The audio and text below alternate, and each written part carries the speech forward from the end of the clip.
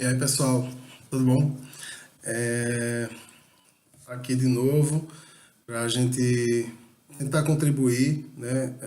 Estamos vivendo tempos muito difíceis e tenho tentado contribuir com algumas reflexões, algumas ideias, né? Trazer algumas informações que possam, né, dar suporte para questionamentos, inclusive, né? Gosto de ser questionado.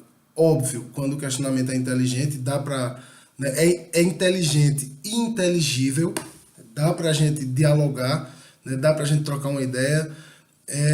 E as ofensas são normais nos tempos radicais que nós estamos vivendo hoje, né? Mas eu queria falar hoje de ah, humanismo e acabei sendo motivado por alguns textos que entrei em contato durante o dia a falar sobre o contrário do humanismo, né? O que é o contrário do humanismo? O contrário do humanismo é o fascismo, né?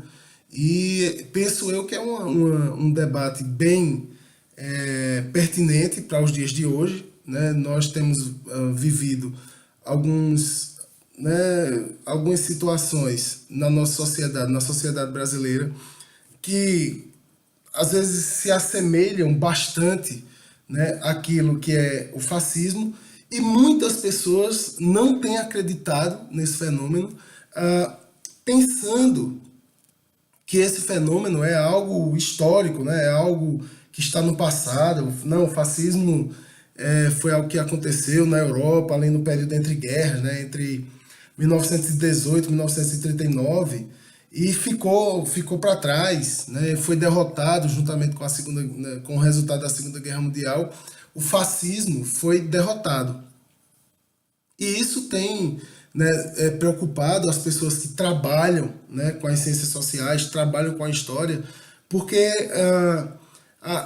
o ressurgimento de movimentos fascistas, né, é preocupante para qualquer sociedade. E aí hoje eu, dando uma pesquisada em algumas questões, eu encontrei um texto muito interessante que eu gostaria de ler para vocês, né, que é o texto do Daniel Arão Reis Filho, um trechinho muito pequeno, chamado O Século XX, e diz o seguinte, prestem atenção. Ao contrário do historiador contemporâneo ao fascismo, né, ou seja, o historiador que estava, né, vivendo no momento do fascismo, como Franz Neumann, Theodor Adorno ou Ângelo Tasca, nós, hoje, né, sabemos, através de Auschwitz, então, observando Auschwitz, hoje nós sabemos a realidade qual é, né, do fascismo, o que é que ele é capaz, o que é o fascismo, ou, ao menos, sabemos qual é a sua prática. E aqui eu já levantando essa tese de que a prática do fascismo é a prática do anti-humanismo, né? Ao contrário ainda dos historiadores que escreveram no imediato pós-guerra, como Trevor Hopper ou Eric Hobsbawm, não podemos tratar o fascismo como um movimento morto. Minha gente, o fascismo não está morto, né? Pertencente à história e sem qualquer papel político contemporâneo. Encontramos-nos desta forma, numa situação insólita. Sabemos qual a prática e as consequências do fascismo. E sabemos ainda que não é um fenômeno puramente histórico. O fascismo não é um fenômeno que está na história, puramente histórico. Ele está vivo, ele continua, né, aprisionado no passado. Assim, torna-se impossível escrever sobre o fascismo histórico, o que é apenas uma distinção didática, sem ter em mente o neofascismo e suas possibilidades. O que eu acho interessante nesse texto do Daniel Arão Reis Filho, né, é ele trazer que o fascismo não está morto, né, e que existe esse movimento neofascista, e aí a implicação mais interessante do texto, né? O fascismo não está morto, ele se chama neofascismo e ele tem possibilidades, existem as possibilidades do neofascismo. E se você, né, é uma pessoa interessada em saber os movimentos que ocorrem na sociedade do seu país, na sociedade brasileira, você deve estar observando algumas características, né, fascistas claras, óbvias, que têm ocorrido na sociedade, né, brasileira. Esse levante de violência, né, mais recentemente, de pessoas, né, utilizando de violência, né, assassinando pessoas porque pensam diferente delas, isso nada mais é do que um movimento neofascista que tem tomado conta da nossa sociedade como um vírus que se alastra pela nossa sociedade. E se alastra não só em termos de violência, né, não a violência física, mas eu penso que a violência ideológica, né, o fascismo é um anti-humanismo, na medida em que ele faz com que as pessoas deixem de determinar suas vidas, deixem de conhecer a realidade, as pessoas perdem, né, essa capacidade de determinar o seu caminho através da sua razão, porque elas são tomadas de uma ideologia que às vezes é irreal, é irracional, né?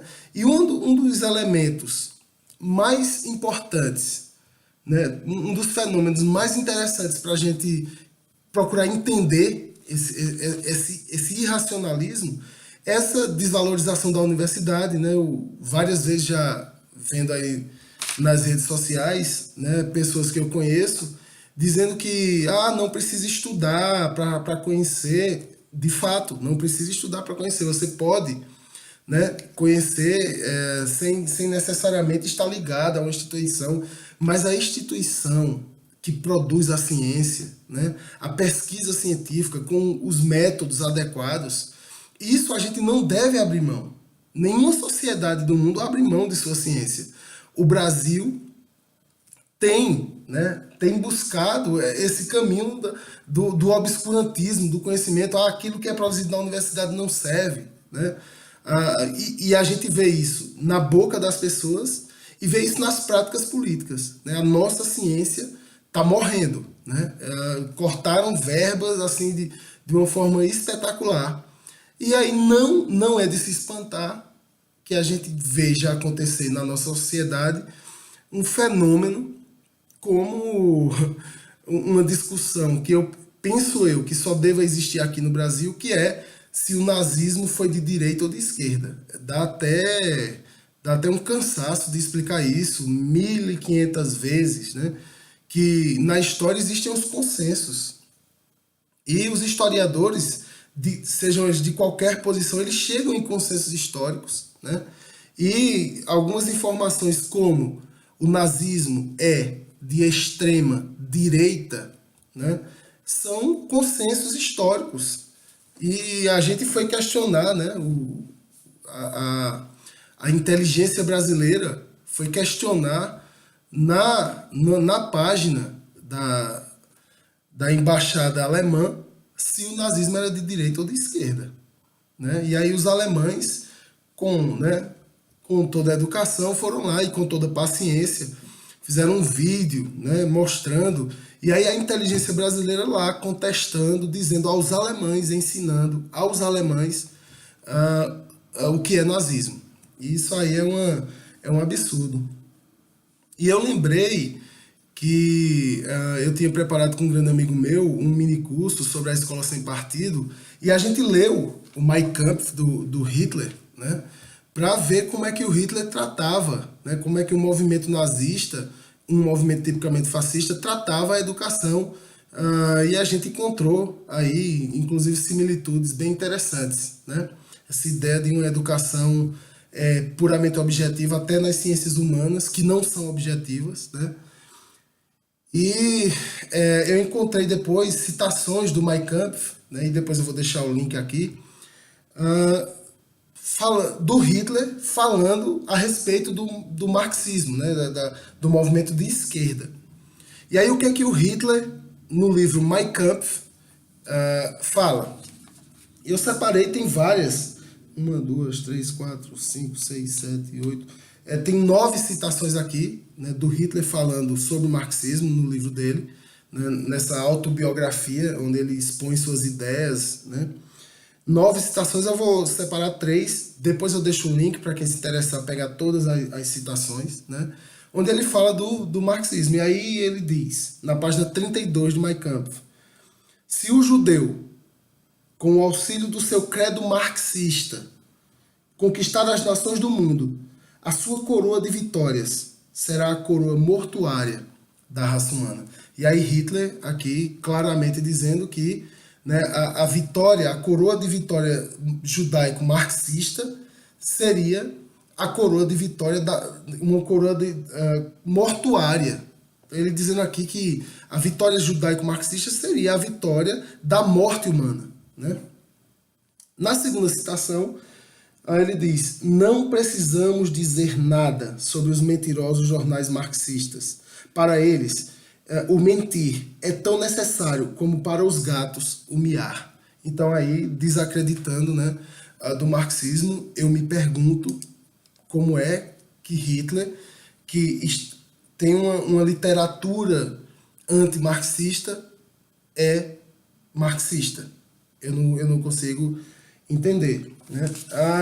No Mein Kampf, página 154, diz, mais do que qualquer outro grupo, os marxistas, ludibriadores da nação, deveriam odiar um movimento cujo escopo declarado era conquistar as massas, que até então tinham estado a serviço dos partidos marxistas, dos judeus internacionais. Só o título, Partido dos Trabalhadores Alemães, já era capaz de irritá-los. Então aqui Hitler combatendo, né, os marxistas e dizendo que só o título do partido dele, Partido dos Trabalhadores Alemães, que na verdade é Partido Nacional Socialista dos Trabalhadores Alemães, notem, né, que tem a palavra socialista no partido de Hitler, e que não quer dizer que o Hitler era socialista, né? Nem sempre o nome do partido, né, a sigla, reflete a ideologia do partido, né? Isso é uma discussão que vocês podem pegar aí vários partidos, aí pegue a sigla e veja a ideologia, veja como é que o partido, né, age na política. E aí depois eu encontrei um vídeo bem interessante aqui no YouTube, que eu vou deixar o link também para vocês assistirem, que é um vídeo que fala sobre fascismo. E aí é muito interessante esse vídeo, é baseado na leitura do livro Mussolini e a Ascensão do Fascismo, do Donald Samson, né? Esse canal aqui no YouTube é Leitura Obriga História, muito interessante o canal, né? Muito didático, muito aprofundado, é didático sendo aprofundado, eu achei isso bem interessante.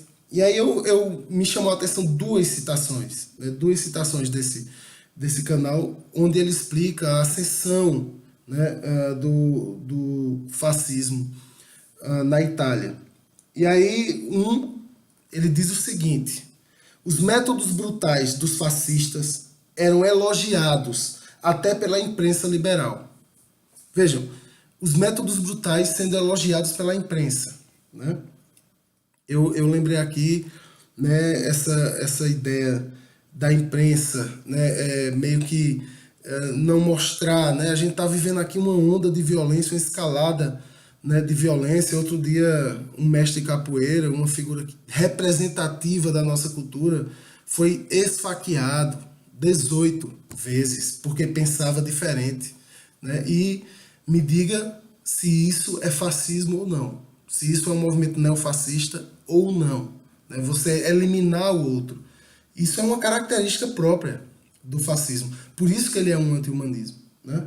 E aí a citação continua, né? Os métodos brutais dos fascistas eram elogiados até pela imprensa liberal, que achava que depois que os fascistas conseguissem abafar a esquerda italiana e não fossem mais úteis, eles sairiam de cena e os liberais, os conservadores e afins voltariam a ter predominância política. A história mostrou que não. A história mostrou que os fascistas foram utilizados para, né, espantar o espectro da esquerda, o espectro socialista da Itália, mas depois não teve mais concessão para os próprios liberais. A história nos mostra isso, a reflexão histórica nos mostra isso, né? E o que eu acho mais grave hoje, né, é que essa ameaça comunista, né, essa ameaça socialista, eu não sei onde ela está, né? Aliás, é muito grande na cabeça de muitas pessoas, né? O Itaú, o Banco Itaú é comunista. A Rede Globo de televisão é comunista, né? Já saiu outro dia aí uma lista, né, dos comunistas, dos novos comunistas, entre eles Madonna, né? Roger Waters é comunista. Tem uma porrada aí de comunista. Todo mundo é comunista agora, tudo é comunista. O capital é comunista, os bancos são comunistas, tudo é comunista. E aí, né, essa ambiência de tolerância com a intolerância, né? A lei, né, os elementos do Estado tolerando a violência dos intolerantes, né? O próprio aparelho, né, do Estado sendo utilizado para reforçar uma ideologia em detrimento de outra. Só que no nosso caso aqui, essa outra ideologia ainda procuro saber em que momento, e aí que eu fico refletindo na história do Brasil, né? Com exceção da intentona comunista, que sequer teve sucesso, em que outro momento os comunistas, né, tiveram no poder? E aí, por favor, historiadores, pensadores, aí me ajudem, porque de fato eu não consegui encontrar. E aí, para a gente fechar aqui, essa problemática do fascismo como um anti-humanismo, tem um trecho que fala do próprio Mussolini, né? Onde ele diz: queremos retirar do Estado todos os seus poderes econômicos. Vejam, o Mussolini com a ideia de diminuição, né, do Estado. Basta de ferroviários estatais, carteiros estatais. Inclusive lembrei dos nossos amigos do Correio, né, que lutaram aí para a diminuição do Estado e agora estão lutando para se manter, né, no seu emprego. Seguradores estatais. O texto diz, palavras de Mussolini: basta desse Estado mantido às custas dos contribuintes e pondo em risco as exauridas finanças do Estado italiano. Então vejam Mussolini querendo diminuir o Estado. Mussolini querendo diminuir o Estado. Eu gostaria de perguntar que tipo de ideologia onde mais se aproxima, né? E aqui não quero afirmar nada, quero apenas questionar. Ele continua: a polícia deve permanecer, pois protege as pessoas honestas, os cidadãos de bem, de ladrões e malvados. E aí, a respeito desse Estado policial, né, tipicamente fascista, tem uma leitura muito interessante, que é Punir os Pobres, do Vacuan. Depois vocês podem dar uma procurada. É uma leitura bem interessante, onde a gente assiste nos Estados Unidos a troca, né, de um Estado caritativo, de um Estado que está ali para tentar ajudar, colocar um lastro social para a população, a troca desse Estado caritativo por um Estado policial, um Estado punitivo, né? Inclusive está lá, na dissertação de uma das vítimas dessa onda de violência que a gente está agora, que é a dissertação da Marielle. Uma dissertação também que bem interessante para você ler, né? E ele diz: o educador estatal deve permanecer em benefício das novas gerações. As Forças Armadas devem permanecer, pois protegem as fronteiras da pátria. E aí, só para, né, esse vídeo ele serve muito para dizer a vocês que o fascismo ele não é um fato isolado, né? Ele não está morto. Ele tem uma cara nova, né? Ele tem um ressurgimento e penso eu que a gente tem vivido alguns elementos na nossa sociedade que demonstram que esse movimento ele tem ganho força, né, na nossa sociedade. E o fascismo é um anti-humanismo. O fascismo é o contrário, né, da construção, da humanização das pessoas. O fascismo é o contrário do diálogo. O fascismo é o contrário da liberdade. O fascismo é o contrário da autodeterminação da vida, da sua vida. Porque ele elimina essas forças, né, para colocar uma força ideológica que vai suprimir aquilo que as pessoas têm, né, de mais precioso, que é essa autonomia que nós temos de fazer essas escolhas, óbvio, a partir de nossas contingências, mas fazendo nossas escolhas e determinar a nossa vida. Então, é isso. Queria me alongar muito e queria fechar ali com 20 minutos. Fechou. Um abraço e muita força para vocês.